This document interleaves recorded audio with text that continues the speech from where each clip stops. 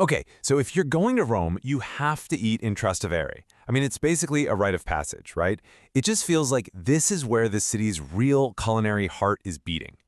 But here's the thing. With all that popularity comes a problem. The place is just flooded with restaurants, and honestly, a lot of them are just tourist traps. They're waving these overpriced tourist menus in your face that are, well, let's just say they're not going to be the meal of your dreams. And that's really what this is all about. The choice you make can be the difference between a really mediocre expensive meal and a carbonara that you will literally talk about for the rest of your life. Seriously, knowing which door to open is absolutely everything. So that's what we're going to do. Let's dive in and break down the real secrets to eating like a local right here in the heart of Trastevere. First up, let's talk about the classic Roman feast. You know what I'm talking about, those rustic, family-run trattorias.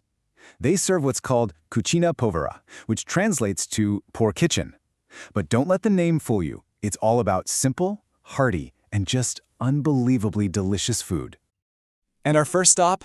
Oh, it's an absolute institution. We're talking about Da Augusto.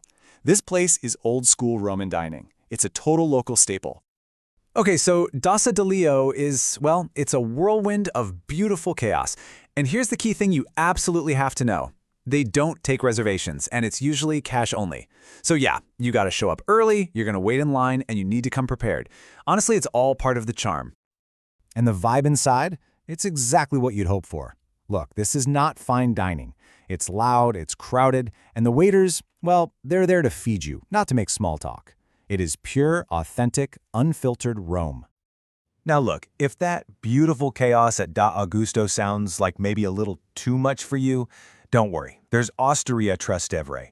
It's kind of tucked away from the main tourist drag and it's got a much more relaxed vibe. This spot really hits that sweet spot.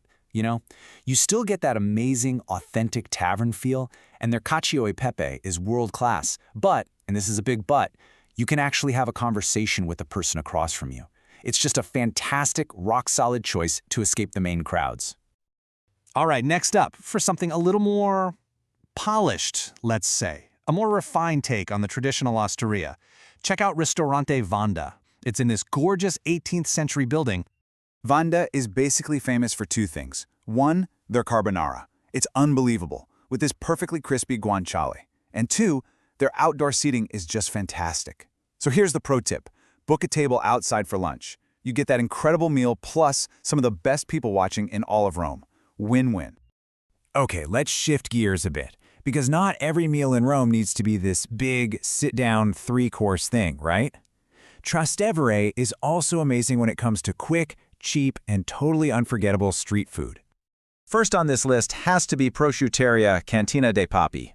Now, it's super important to know this is not a restaurant in the typical sense. It's a counter-service spot, and it is, without a doubt, the king of cheap eats around here. The vibe is just, it's chaotic and so much fun. You walk in and there are literally ham legs hanging from the ceiling. The energy is just buzzing. You go up, you order one of their giant cutting boards piled high with meats and cheeses, you grab a wooden crate to sit on, and boom, you've got an incredible lunch for less than 15 euros. It's amazing.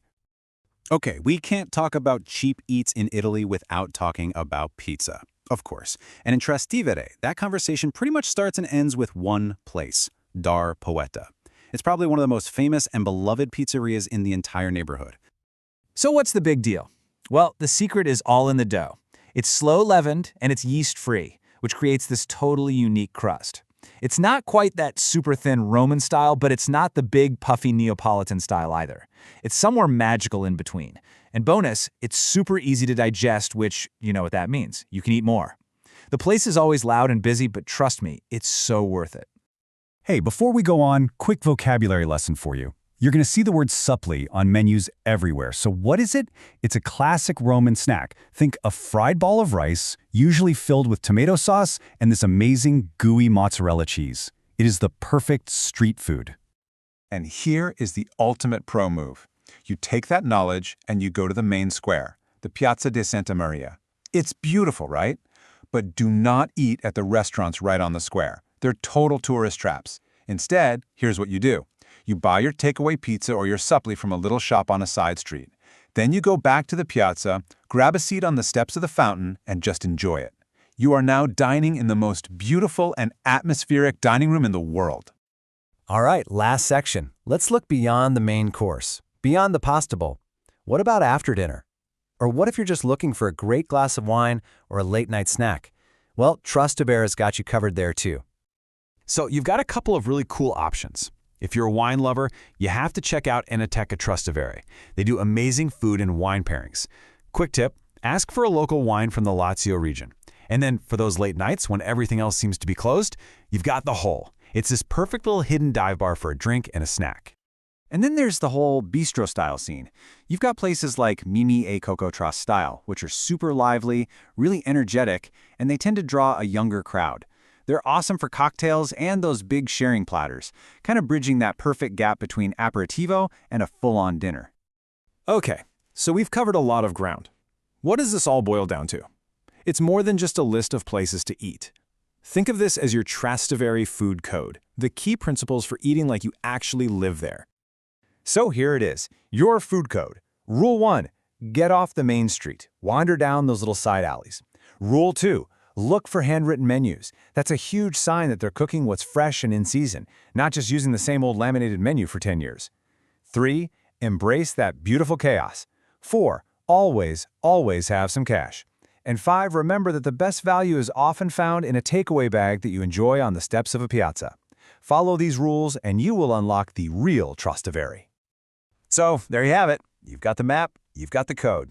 The only question left is, what's that first unforgettable bite gonna be?